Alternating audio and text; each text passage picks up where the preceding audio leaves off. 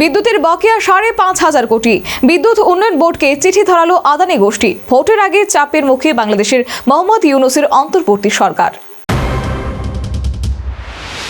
গত ২৯ জানুয়ারি আদানি পাওয়ার limited vice president Abinash অনুরাগ চিঠি দেয় বাংলাদেশ বিদ্যুৎ উন্নয়ন বোর্ডকে। তাতে বলা হয়েছে, বকেয়ার পরিমাণে ৫৭ কোটি ২০ লক্ষ টাকা মার্কিন ডলার, যা ভারতীয় মুদ্রায় প্রায় ৫,৫০০ কোটি টাকা। এর মধ্যে ৩০ কোটি ডলারের বকেয়া নিয়ে পিডিবির সঙ্গে তাদের কোনো বিরোধ নেই। সেই সাথে চিঠিতে স্পষ্ট বক্তব্য, দ্রুত বকেয়া মেটাতে হবে, নইলে নিরবচ্ছিন্ন বিদ্যুৎ সরবরাহ বন্ধ হয়ে যেতে পারে। খবর, শেখ হাসিনা সরকারের আমলে বকেয়া প্রায় ৭০ কোটি ডলারে পৌঁছে গিয়েছিল।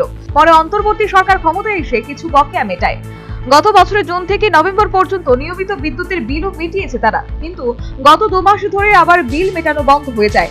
আদানি গোষ্ঠী জানিয়েছে, মোট বকেয়ার মধ্যে ১১ কোটি ২৭ লক্ষ ডলার দ্রুত পরিশোধ করতে বলা হয়েছে পিটিবিকে। তাদের বক্তব্য, বকেয়া বাড়াতে থাকায় বিদ্যুৎ উৎপাদন চালিয়ে যাওয়ার সমস্যা হচ্ছে, বিশেষ করে কয়লা আমদানি এবং নিয়মিত রক্ষণাবেক্ষণের কাজ বাধাপ্রাপ্ত হচ্ছে।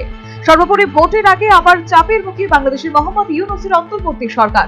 বিদ্যুতের বকেয়া ৫,৫০০ কোটিতে পৌঁছে যাওয়ায় বিদ্যুৎ উন্নয়ন বোর্ডকে চিঠি ধরালো আদানি গোষ্ঠী। প্রশ্ন উঠছে, বকেয়া মেটাতে না পারলে আধারে কি ডুববে Bangladesh? Bureau report, News vanguard.